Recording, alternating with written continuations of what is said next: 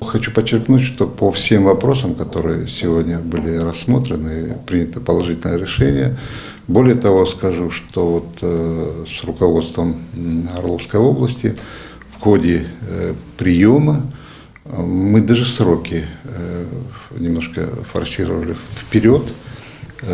И не просто приняты они вопросы, положительные решения, но и мы те вопросы, которые так предварительно планировались, там, скажем, во втором квартале следующего года, мы как бы изыскали возможность, я думаю, что и губернатор поддержит, решить вот даже в текущем году. Специалисты. Отвечая на вопросы журналистов, Мурат Зязиков высоко оценил уровень работы с обращениями граждан в Орловском регионе. До приема посмотрели те предыдущие